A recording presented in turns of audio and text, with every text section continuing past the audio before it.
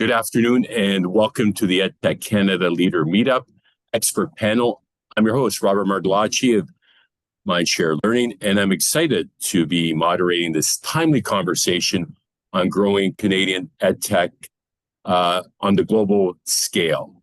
From trade missions to building strong home market foundations, our panelists bring diverse insights and real-world strategies to help you take your EdTech business to the next level. Each panelist will share a brief perspective, followed by a Q&A, and let's dive in. I'm honored to have join me to my right, your left, Canadian Trade Commissioner, Deputy Director of the Toronto and Ontario region from Global Affairs, Tom Cumming.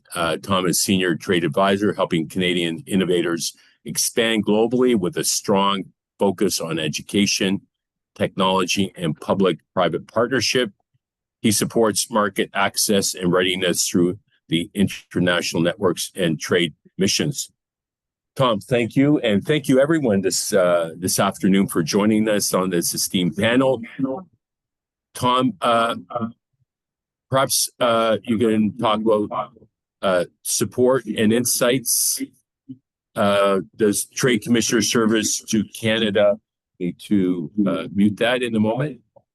And look to expand in the U.S. and abroad. Sure, I'm happy to do so. It kind of sounds like I'm in Shakespeare.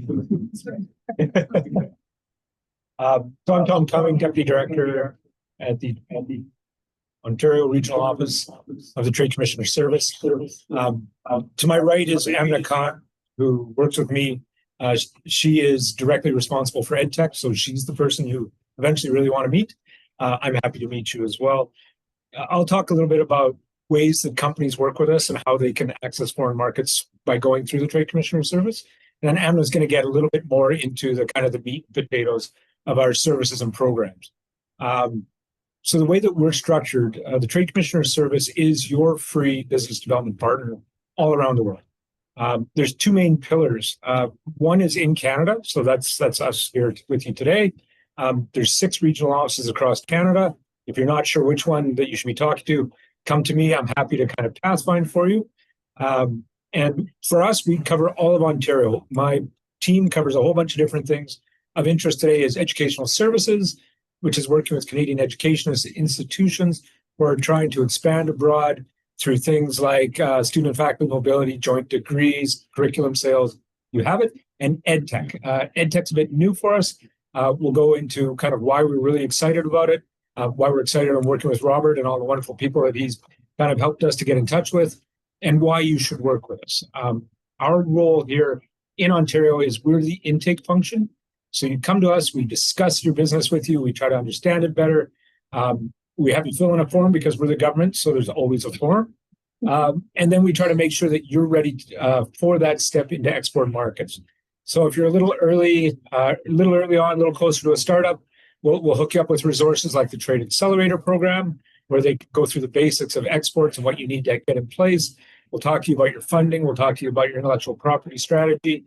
We'll make sure that you're accessing the resources available to you. And after that, we bring in the big guns, and that's our 160 offices abroad. We are effectively everywhere in the world you want to go. These are experts on the ground, either people from that country or Canadians who are rotating through that country in the Foreign Service, who know that country inside and out, the regulations, the people you need to meet, the service providers you need to engage, and to help you get out of problems. So that's kind of the theoretical thing about what our office does in the process. The other part is that we're sort of the nerve center. So let's say you go to China today, you go to Brazil tomorrow, you work with us with both. We learn you better. We're better able to make those matches to our offices abroad, which leads you to quicker successes.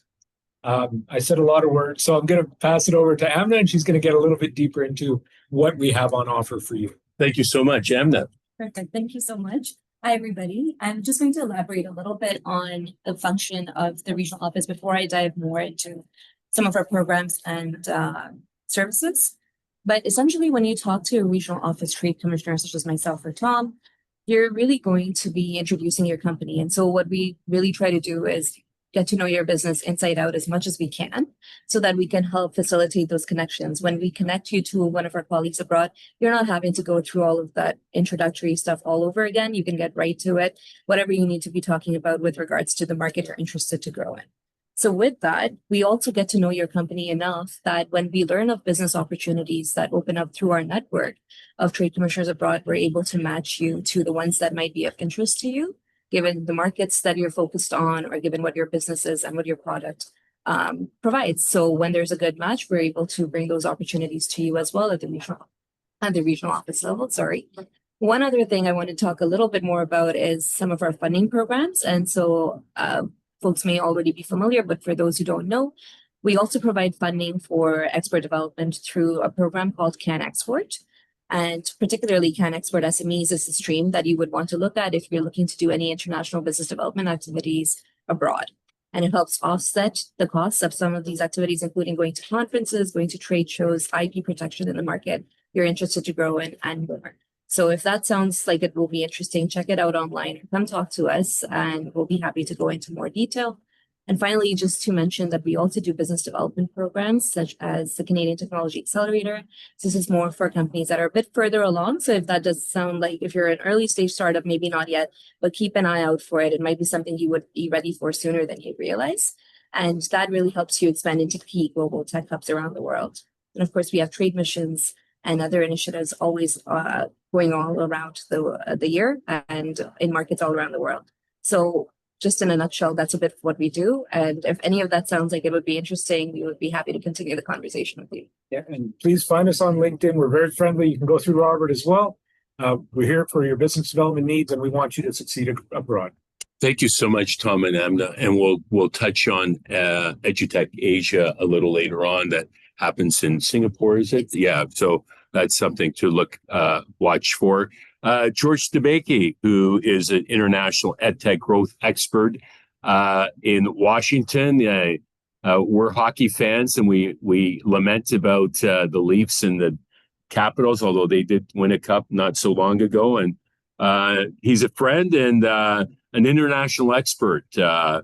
Over 3 decades of experience helping companies scale across North America, Middle East, Africa, and Latin America. He specializes in go-to-market strategies and government relations. George, what are some of the top 3 success factors in your mind for EdTech companies looking to grow internationally in the U.S., in North America, and beyond?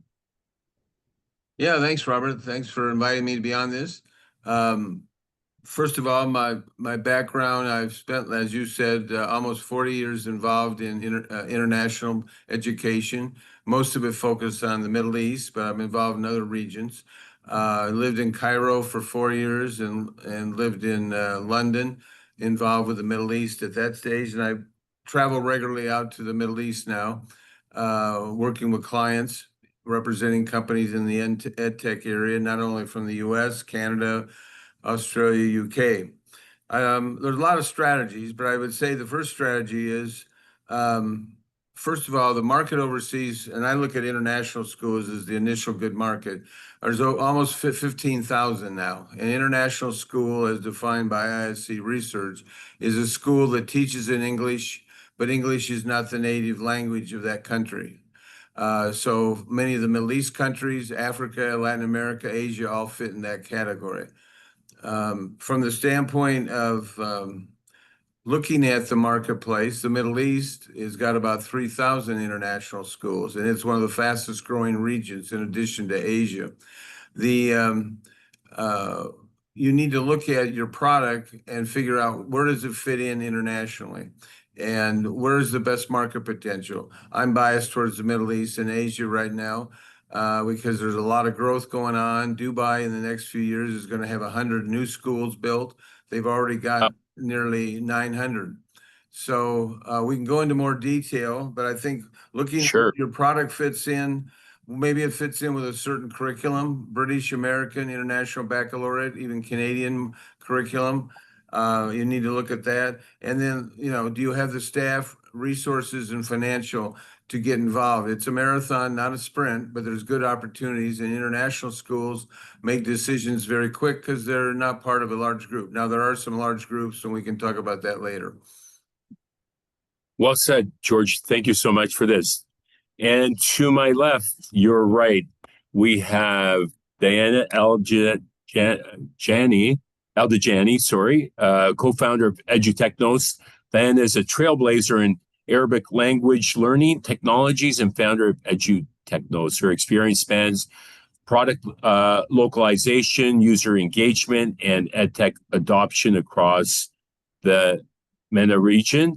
And Diana, what do Canadian EdTech innovators need to know when entering the Middle Eastern education market? And there's very large Middle Eastern community in our backyard here and across Canada as well. So thank you for joining us. Thank you, Robert. So yes, so my experience with the, can you hear me? Okay, perfect. So my experience with the Middle East is basically based on the EdTech that we provided, which is gamifying learning and teaching Arabic language. And we've worked with the national libraries in GCC, Qatar, Kuwait, Abu Dhabi, Bahrain, and all of that. And we had also CSR internationally, not just in Jordan, but also Greece, Australia, Brazil as well. So when we talk specifically about the Middle East, as George said, you have to have the product market fit. If you're in alignment with what they do, this is the first step. But then we're going to be talking about the localization of the product or of the solution that you have, and it goes beyond the translation. We cannot just do translation and think that that's it, it's done. There's context. If you want to work over there, it helps tremendously if you have a partner, local partner that helps you navigate what's happening over there, that has the right connection, talking with the right person, the right decision maker, makes a huge difference in whether this partnership, this collaboration will go forward or not. And from my experience and from what I've learned, we usually don't go direct to the decision maker. We first talk with everyone else, the end users, make sure that they're okay. We get some feedback. We make sure that we have the right pilots. Yes, implementing pilots. We have to implement the pilots, and we keep like going up. And then when the decision maker wants to ask, they'll be like, yeah, we're on board, because we basically collaborated with them to get it to that point. So this is one of the things that we need to do when we work with the Middle East. The other thing is, one thing that personally I do, I make sure that I know all the capabilities of the team beyond the job description. What else can you do? Because on the spot, in the meeting, you have that maybe 30 minutes only with the biggest decision maker. This is it. They ask you for customization. They will always ask. You have to always be prepared. You need to know on the spot whether this is doable or not. And the best way to know this is to actually have a strong background about the team. What else so you have to calculate everything really fast. And like, yes, we can do it. Okay, let's sign. And that happened. I had a meeting for literally with the Abu Dhabi National Library. It is the Department of Tourism and Culture. And the meeting lasted 10, 15 minutes. And I prepared presentation for 10 minutes, 30 minutes, even for an hour. I had no idea what's going to happen. And we signed with them. Congratulations. You have to be agile in your mindset. Yeah, exactly. You have to be prepared. Customization, contextualization, like you have to pilot, know the market, know the language, because there's a lot of context that, like one of the workshops that we delivered there, the women on one side, the men on another side. Mm-hmm. You have to be very careful how you do this. And this is not all of the countries, not all of the places. Right. You just have to understand that having a local partner to help you navigate these waters is extremely important over there. And how important are conferences and being exhibiting at a conference or presenting at a conference? Presenting at a conference has a much bigger value than just going and just meeting people. Exhibiting over there, it actually allows you the opportunity to talk to 100,000 all at once. And you are like automatically positioned as the expert in the field. What does that mean after you get out of the stage, people start coming to you. And then you need to have also, it's preferable to have team with you, not by yourself, because you will get flooded with all of these opportunities. You will get flooded with, okay, we want to meet with here, here, here. And you need somebody to help you manage because you're talking, can't arrange logistics while you're talking and doing all of this. So conferences are huge. Trade commissioners, conferences are huge. And then after that, it's always a conversation starter, but it needs a lot of nurturing as any other business. Like you have to build the relationship. It's not just the conference hit and run. You do the initial meeting, then you build, you explore, and sometimes it's not now, they have it maybe in a year, then you have to know when to come back. So that's thank you for those insights. So that begs the question: what kind of runway do you need if you're a startup wanting to go international? You need a bit of runway. So it's a good segue to my next presenter, and we'll come back to that. We'll include you in on that conversation. Aman Sahota, who's the co-founder of Factors. Aman is I guess you're still a startup, 5 years spanning thereabouts, award-winning. Won our Canadian EdTech Startup Challenge, I think about 3 years ago or so. Factors is a modern platform for helping companies align product, marketing, and sales to scale effectively. He advises Canadian startups on how to establish strong domestic traction. I couldn't have thought a better person to join us today in exploring the international markets. Aman, thank you so much. I see you're muted right now, so you'll be good to put on your mic. 100%. Just don't want to interrupt your introduction there. Thank you. Amazing. Yeah. Like Robert mentioned, we've been around since 2021 before the whole generative AI hype. Our alignment is really focused on trying to develop durable skills in the classroom and trying to measure those durable skills is kind of a new focus with the emergence of AI. We all know that memorization in the current education system isn't kind of stand put. In terms of kind of local and international support, I think if you're especially a Canadian EdTech or you're based out of Canada, there's a lot of programs and things you can actually leverage in order to just get started. I feel like your approach is kind of different depending on where you're at. So when we started, we leveraged a lot of the Canadian funding programs, small grants. We were super agile, so we did the Starter Company Plus program. We applied for the Ontario Raise grant as well. We're lucky enough to get those both. Sheridan Edge had a program. There's always a bunch of pitch competitions. We won the RBC Momentum pitch. We were my tax. Yeah, we now have a My Tax research grant as well, which is super helpful, which actually allows us to do some academic research with some local school districts here as well. 500 students that will participate in that over the next 2 years. There's a lot of other great programs. We're part of the Innovation Factory as well, and they have a pitch competition for about $75,000 as well that you'll be able to pitch for. So fingers crossed for that. But there's a lot of opportunities, especially if you're leveraging MyTax as well, or any research-backed programs. You can also apply for SHRED, which covers about 70 to 80% of your development costs as well. So I would say like being a Canadian EdTech has major advantages. Then you can also apply for US competitions as well. We're currently finalists for the tools competition, hoping that we win that. I think they're announcing the winners in about 2 or 3 weeks. There's a Pascal Siakam EdTech Accelerator program. But all that to say, it really depends what stage you're at. We're completely bootstrapped. We didn't raise any funding. So all this non-dilutive funding has been super helpful for us. We started off doing consulting work to begin with, so it started generating revenue right away and are now transitioning to a SaaS model, working with school districts. We are working with school districts in California, and across the US, and also here in Canada, we have an implementation with Peel District School Board, which is the second largest school district in all of Canada. But one of the things I guess that I really learned during this journey is that if you're doing an implementation, one of the best ways to do an implementation is getting everyone to have skin in the game. And I think, Robert, we talked about this before. It's like, even if it's a minimal investment, just having that minimal investment or an implementation plan that's signed and agreed to is super helpful. Before we used to just like kind of like go with people's words or like say like, oh, we'll do an implementation soon and just kind of have that word of mouth. But I would say one of the most important things and lessons that we've learned is getting people to have skin in the game, and having more documentation is super important as well. And then you want to start smaller rather than bigger, because every state or province has their own privacy considerations that you need to go to. So especially if you're a SaaS or if you're working in the space of AI, understanding the cybersecurity, the policies, and the recommendations that are needed for each school district or each province is quite different as well.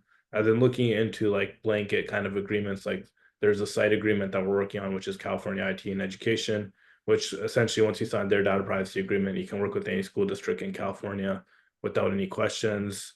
I think ECNO has their own one here in Canada as well. That's right. Yeah, looking into that one as well. And there's a couple other ones I can't remember off the top of my head, but just a few insights for techs out there. Hopefully that was helpful. Fascinating. How important is it to win your own backyard before you go dip your toe into international? You've seen many success stories and failures, and you learn from failure, right? We all have been there.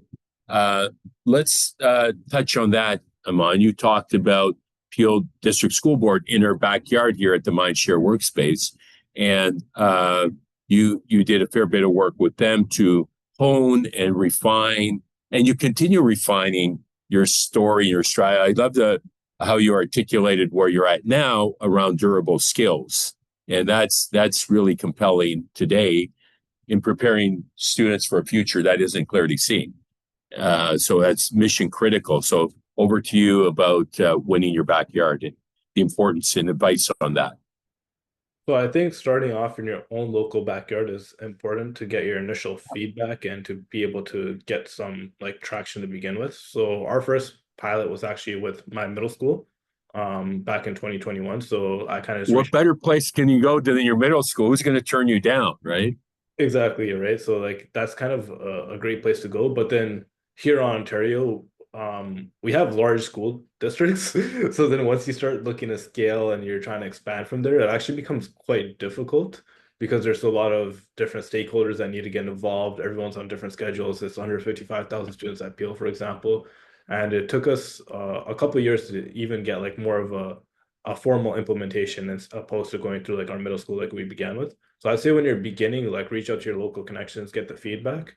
And then kind of what we ranged from there, because we weren't originally from the education market. We went to FETC with Robert. The Trade Commission has a good presence there too. They have a booth there that the Canadians can kind of use as a beacon. That kind of gives you like a national perspective on the US market as well. As then you start to just learn from every conversation, from every session, you start building relationships.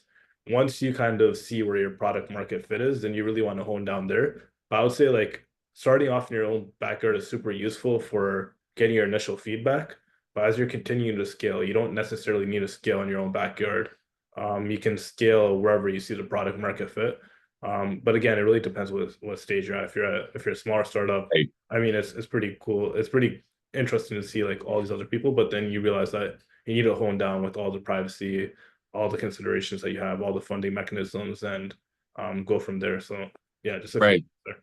Thank you for that. Can we perhaps get some feedback from the Canadian Trade Commissioner Service on that and the importance of how you identify market readiness for some of the EdTechs before they take that leap across the border? Okay. It depends a lot on the different circumstances of the company. A lot of companies, depending on the market they're in, that may not be a viable market for them long term. They need to scale, and they need to scale early. So they may use their local market as a bit of a testing grounds. You also have to look at the conditions. Is there, kind of reimbursement schedules? If there's a kind of medical aspect to things. In the past, we've seen some of that. You have to analyze your market. The one thing that we want to make sure is that the company is ready to scale abroad without damaging what it has today.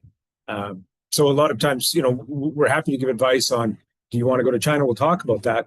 But as we're analyzing, we might say, hey, you really want to make sure that you've kind of shored up what you have now, that you can build upon that you're not going to destroy your base in order to build a house on it. It's not a sustainable model.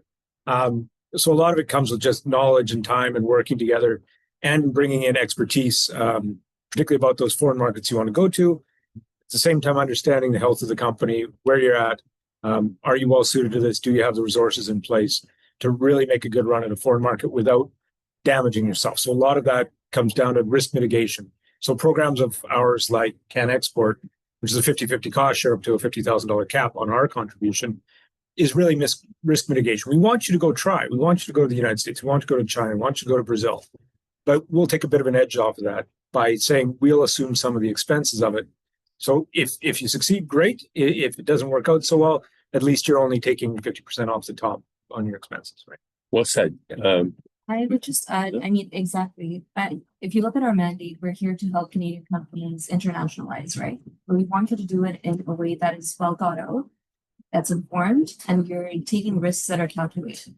So if you are going at it, we want you to be prepared for that and then help offset these costs. Like we can export, but also connect you to our trade commissioners abroad that can give you a feel for how your product will do in that market. Before you even set foot in that market, you have a good idea through that market intelligence you're getting directly from the ground there. So we do help with that type of connection. But if you're just starting out and you are very, very early on, we'll just help you with other resources that may be more relevant today. Right. And help you get to that point where you are ready to, go off into all these different markets. Great feedback, great advice. Diana, over to you to talk about your journey and how you began here and then dipped your toe into the Middle Eastern market. For the Middle Eastern market, we've talked about successes and failures starting at the backyard. And they need the reassurance that it's actually working. So you need to come with a lot of success stories when you go there. Use cases And also not just use cases. Who is using your services? If you want to tackle schools, they expect what kind of schools are you talking with? Who else also in the Middle East is using your services? So finding that first anchor customer in the path that you're looking to expand, it's very critical, very hard. And once you do it, everything is like a domino effect. Everything happens. The hardest one for us was the Qatar National Library. It took almost a year and a half. We sent the proposal and they keep it expires and they ask us to resend it. And one day the purchase order is ready. I cried when that happened. But then you took that success and we started scaling Kuwait, Abu Dhabi, Dubai, UAE in general. And then you go and start replicating that success story because this is how the meeting in Abu Dhabi, for example, was 10, 15 minutes. Oh, these use it. And this is what they had to say about it. You're done. They need the success story. Another thing that is what I'm learning also about them, and it was pleasant surprise. Before you go to the Middle East, have some press in Canada. Press coverage, some buzz, some trend. This validates that you are ready for them, right? Not whether if you're ready or not, but press is very important. I heard a lot of stories and I keep asking, how did you get here? How did you work with this government? How did you work with that company? And they said they called us because of an article, of a case study, of something like that.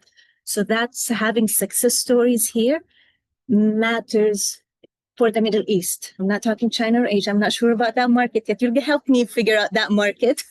So that's about the Middle East. Thank you so much. George Debakey, winning your backyard versus going international.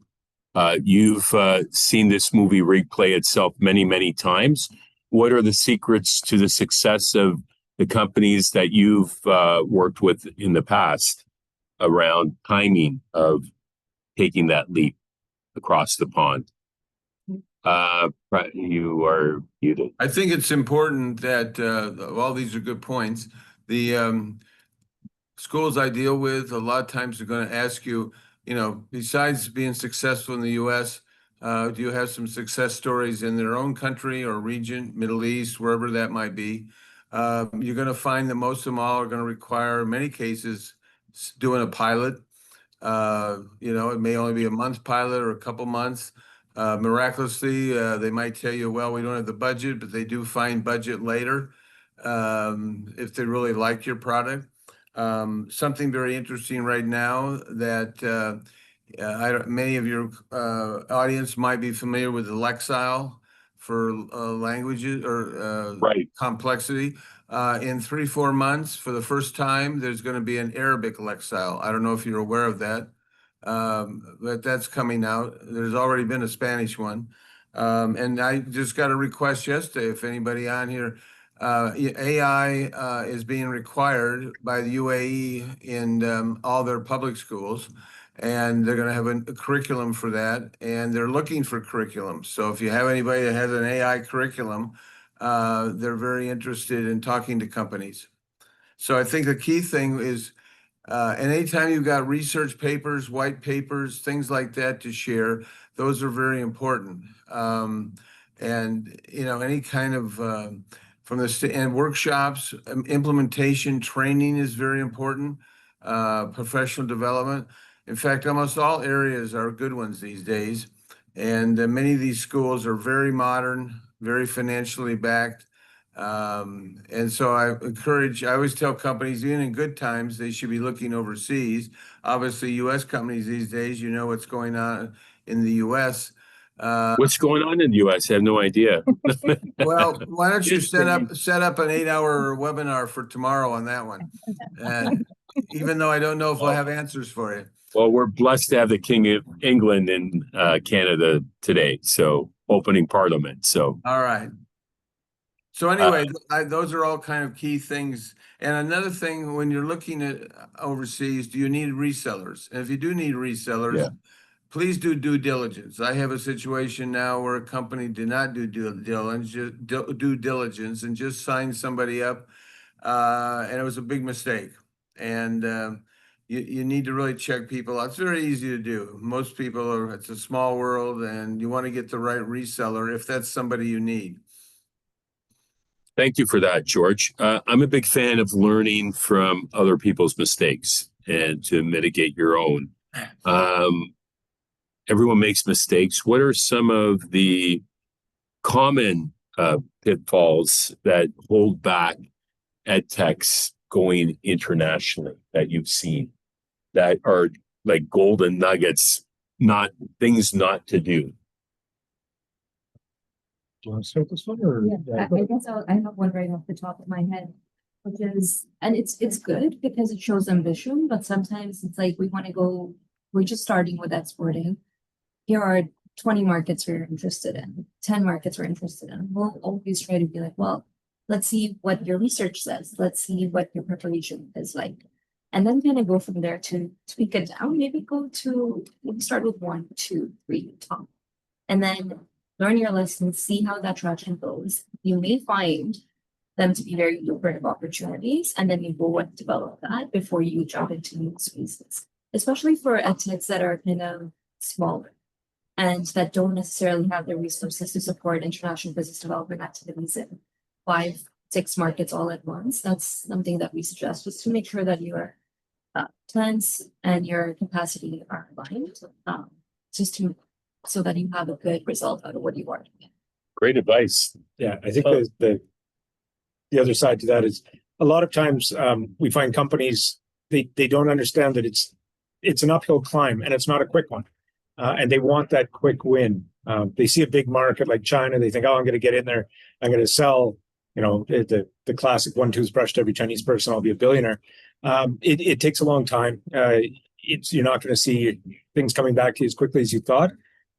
People generally underestimate the amount of persistence it requires. But on the other hand, for those people who do get to the point where it's starting to make sense, starting to be successful, the rewards are great. And, they're glad they made the trip. It's just tough to match tech, which travels very quickly, with market entry, which often can take much longer. Absolutely. And you spent many years in China, so you've seen seen a lot of international trade and failures. Yes. Right. Like ELL, English Language Learning Company, had a lot of Lingo Media. That was the Ballard family, the part of the LEAP organization, got in early with that group, and they were teaching English language learning when they first made that commitment for every student to learn English. So there was a massive requirement, and Lingual Media, now ELL, made that effort to pivot and jump into that market. So it is important. Yeah, the Ballard sounded better at language than maybe they were at hockey. Yeah, no, that was a bad, yeah. Sorry, I'm bad, yeah. Leafs. At any rate, George, perhaps you can jump in on this one and talk about what pitfalls that you've seen that, you've seen errors repeated, like our Leafs every year make mistakes, not to get beyond second round. And we know how to solve that going forward. But what about EdTechs going abroad and you've seen some critical errors, whether it's a shortage of funding, they're not ready, lack of having someone like yourself on the ground. You need someone on the ground typically. And when do you actually get to the point where you establish an office? Yeah, good question. Well, as I mentioned earlier, some pitfalls are signing up the wrong resellers, not doing due diligence. Another one is being sure when you make this commitment, and hopefully with senior management, if you're internally or externally, that they've committed the resources. As said earlier, this is not a quick fix. Yes, I've seen situations where you can get business in 6 months, but I usually try to manage the expectations that you're trying to build a pipeline for the next 6 months and build the business. So it's not something you're going to get overnight. Staff. Sometimes if you don't have the staff internally, you need to look for it externally or consultants or whatever. A lot of companies think that they can just put a top salesperson who does domestic well into international, and I've seen that fail many times. They don't understand the market or nuances or whatever. Pricing, I would also say a lot of people think, oh, I can do the same pricing in every country. No, that won't work. Some countries you might sell something for $20 a student, and then in another country it may only be 10. So you've got to evaluate that. I never believe anybody that says, oh, I can represent you in the entire Middle East. Maybe 1 or 2 countries, but not all of them. And I think you have to be careful about filters for some of the countries from a Muslim standpoint, some of the cultural sensitivities that you need to have. Many of the international schools might be more open to some things, but you still need to evaluate that and not make some silly mistakes. So I think those funding, obviously, you need to consider. Again, as I mentioned, you need to have somewhat of a runway here. You can't be jumping into this business thinking that overnight you're going to get business and you don't need to have the right strategy. I know the Canadian government has, as you mentioned, there are funding sources. Other countries do too, to support mainly their small businesses. Thank you for that, George. Aman, you're still doing, you spend a lot of time in the US. Yeah. Maybe wonder if you have a girlfriend down there as well. No, I don't. Okay, just wondering. It just crossed my mind. Anyway, I'm kidding. I would say the biggest thing is just like understanding the different kind of focuses each state has. So New York has a focus on like Portrait Graduate, which is trying to focus on developing like durable skills. There's 13 out of 52 states that have moved in that direction. Others may have different focuses as well. And then kind of understanding the nuances in the curriculum alignment, the curriculum standards as well. Understanding the focuses. So like Indiana has like STEM schools. They have a huge STEM certification that's going on. I think Ohio's in a similar boat. But this is kind of US centric and US focused because that's what I know the most out of. But just like understanding the priorities of each state, what they're focused on, how the school districts need to report. California has their LCAP goals, which they need to report on and measure. Every single admin spends a lot of time doing a lot of that work. So trying to understand like what is necessary, what does each stakeholder have to report and do, from everywhere from admin to district leaders to educators, like what is mandated of them, and seeing how you can integrate your solution into trying to complete those things that are mandated at a state level, at a district level, and at an educator level as well, depending on your tool, technology, and your focus. Well said. Now, you're spending a lot of time in the US. It's not a market you necessarily want to ignore, given the trade challenges. We just did a report on doing business in the state of Florida that we updated for the Miami Trade Commissioner Office on EdTech, Canada doing business. So I'm going down to the ISTE conference in San Antonio next month. You're in Ohio. Might join you in Ohio next month or July? Yeah, for sure. July. Yeah. It's not too far a drive. Yeah. And so it's still possible for Canadian companies to do business in the US. Let's make that clear, because despite the trade war, I still have great friends there. It's about relationships as well. And if you're in the system, that's the key, right? Talk to us about that, and then we'll get some input from our fine trade commissioners from the Canadian office here. You'll notice the EdTech market, or the EdTech kind of connections or relationships, or everyone's kind of a similar crew when you go to these conferences. I'm like, Robert knows that, like, most of the people that are there. It's all about relationships. I mean, when I talk to school district admin or leaders and I tell them I'm Canadian, they're just like, sorry for what's going on. So it's not necessarily a deterring fact. But then if you are more of a hardware organization, I think you have more of a difficult time with all the tariffs and the taxes. But from what we've seen and what we know, it hasn't impacted software companies as much through that balance. So I think it kind of depends on what type of organization you are. But the biggest thing is relationships. School districts, from what I know at least, or from the school districts I've talked to, I could have a limited lens. They're still open to having Canadian partners as well and working with Canadian organizations, as long as you follow their cybersecurity, their compliance, and all the things any other organization would have. And a lot of those things just include, like, making sure if you're working with the U.S. school district, your data is being stored in the U.S. There's no advertisements. You're following FERPA, COPA, and the additional state privacy policies you have. So it really depends on your type of business, but it's all about relationships at the end of the day. And I think our neighbors are still our neighbors, and they're still pretty friendly. It's just about finding the right people that are friendly with you. Right. Well said. Thoughts? Oh boy, I'll touch the third rail. Sure. Okay. It's been an interesting time in the international trade game, that's for sure. United States remains an enormous and lucrative market for us and essential. We, as the Trade Commissioner Service, have been pitching trade diversification probably going on a decade now, just to ensure that, the more you put your eggs in one basket, the more at risk you are if holes start to appear in that basket. I think we, as Aman said, software and tech hasn't been that hard hit yet. The problem is when you start messing around with tariff announcements that come in and out, depending on what's going on Twitter at any given moment, or X, you add risk to the system. You add uncertainty, and business, of course, doesn't like uncertainty. So what we're trying to do is really push our companies to think about the EU, think about South America, think about Africa, think about Asia, and give them the tools that they can go in a risk mitigating fashion and start exploring those markets. There's a lot to be said on tariffs. There's a lot to be said on the future.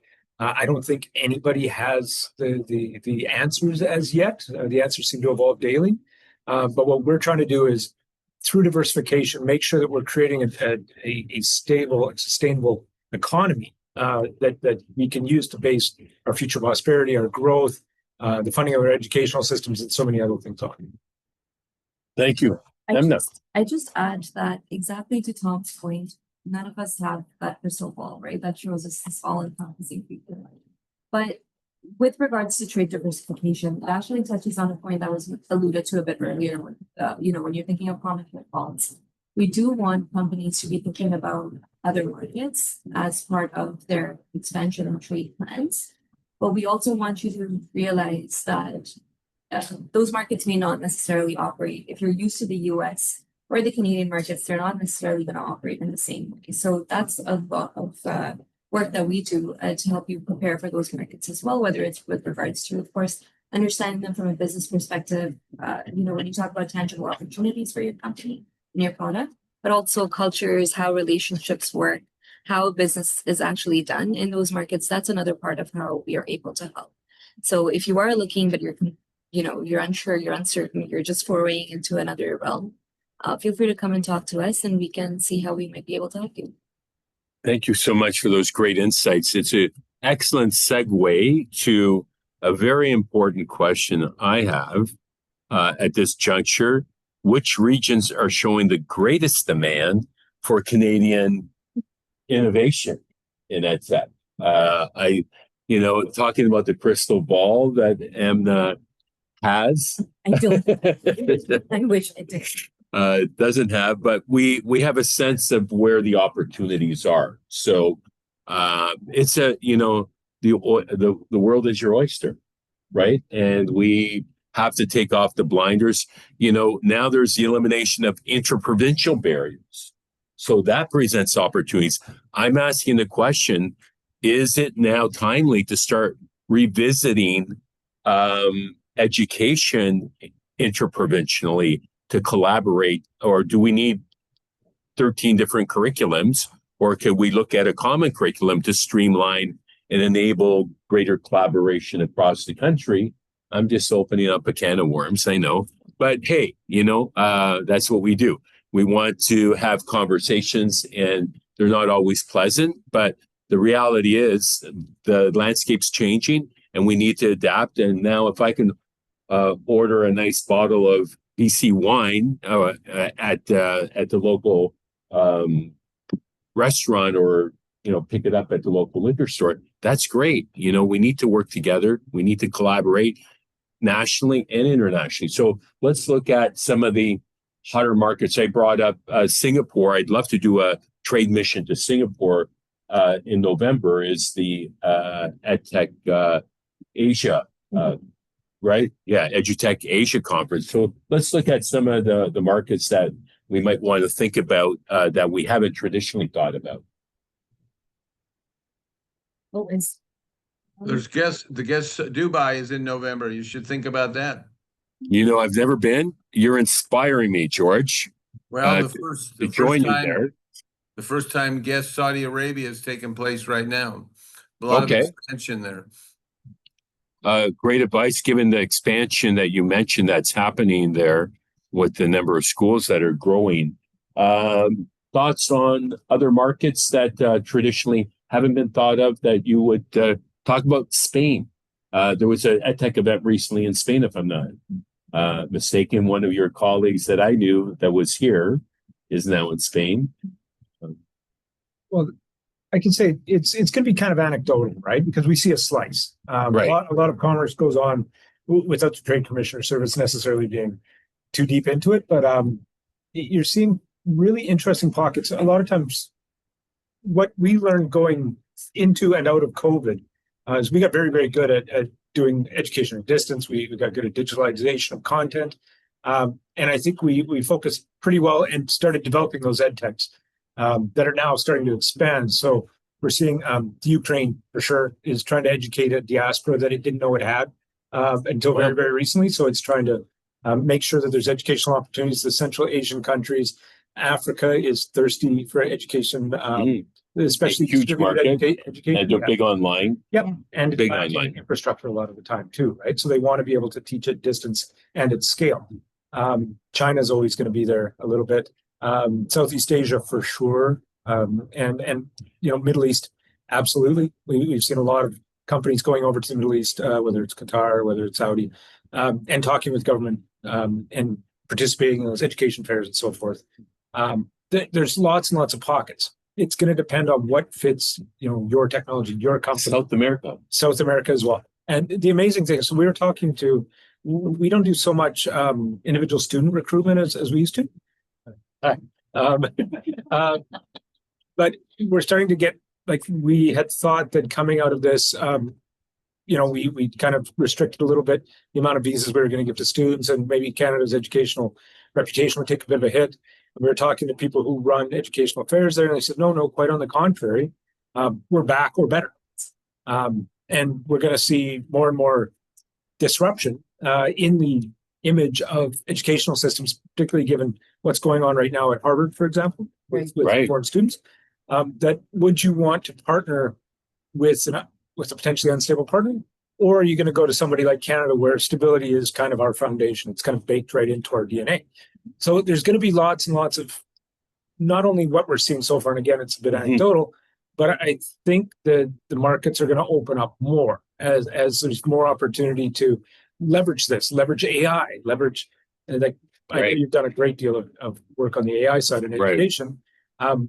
We've got to get out there. Right, the time is now, and that's why we're out here trying to meet the companies early and get to work. Well, we're so pleased to have both of you today, and great insight that you provided. And Europe, Italy. My family's from Italy, and I'm part of the Italian Chamber of Commerce. Innovation is our wheelhouse. I've been part of the innovation committee, and I know there's a lot percolating around AI, and Docebo, that's here in Canada, is got its roots in Italy, which is an LMS company that came over. Diana, you've alluded to some markets earlier that you're in. Talk to me about some of the markets that you think are like. Do you have three in mind that you would say you don't want to ignore? Right, I would say the emerging markets like UAE is very big. Qatar as well, but the emerging markets right now is Saudi and Egypt. So there's a lot of investment in there. So take a look at there. And the other thing I want to touch base on the point that you said on curriculum and the content. Right. Education is context-based. So even for Arabic, we have to actually take care of, even from school to school, sometimes there's different dynamics, different contexts. But with AI, this kind of context customization becomes much faster, much easier. Right. So we're getting there. We can probably take all the curriculum and create a common curriculum in one day, leveraging AI. Aman, any thoughts from your end on key markets that you don't want to ignore, or regions? When we're talking about EdTechs doing business abroad, and NICE conference that you and I have been going to over the last couple of years, I'm a big fan of right in your backyard across the border is a great conference called NICE in upper state New York.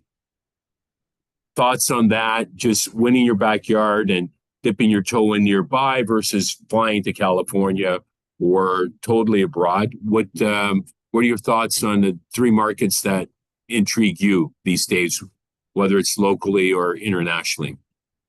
I think it really depends on your product and your service that you're looking to provide. Well said. I agree wholeheartedly. Yeah. So excellent point. Thank you.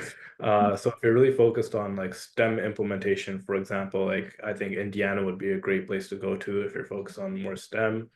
If you're focused on maybe like a foreign speaking language like Diana is, like obviously going to a foreign market makes the most sense. If you're focused on maybe for us, like we're focused on portrait graduate implementation, New York is a great place because they have that mandated 2025 to 2029. So I think it just really depends on your product and your service. There's no ideal market for like there's no perfect market that's going to apply to every single ed tech. It's about like I think everyone's kind of talked about finding that product market fit based upon what your service is, what you're doing. We made the mistake of trying to spread too thin and try doing everything all at one time and realized we needed to narrow down. But a great place to like get started is like some of the conferences you mentioned to learn some information is like NICE right over the border from Buffalo. FETC with Jen, it's really cheap to fly down to Florida still. So if you can attend, go to FETC. That's always a great conference. ISTE is pretty expensive to get a ticket, but it's pretty good. And if you're interested in California, highly recommend Q. Q is great. The people there are great, really friendly, and they'll provide you insights as well and have a lot of great sessions. So I heard there's a great EdTech coming up conference this fall in Canada. There's October also 29th and Learning Conference 30th. In October as well. That will be remiss if we didn't talk about that one. Sorry. Yes, of course. I was talking about international conferences. Sorry, it is international. We get a dozen countries attending. I know what you mean. The Mindshare conference is great as well because a lot of those people from those conferences also attend there as well. So you can go and get like a great perspective chatting with them. The Trade Commission is usually there as well. Amna's there. Yeah, and then you have EdTech. Free admission to you for that little plug. How's that? Thank you. And then there's also EdTech leaders there, like Steve Brown was a keynote. There's a director of technology, Alana Winnick, who's an award-winning recipient as well from the US. I was there. Peter Singsel was there as well from Toronto District School Board. Members of C21 Canada, which is a not-for-profit which has superintendents all around Canada as well. So it kind of gives you that local and international taste as well.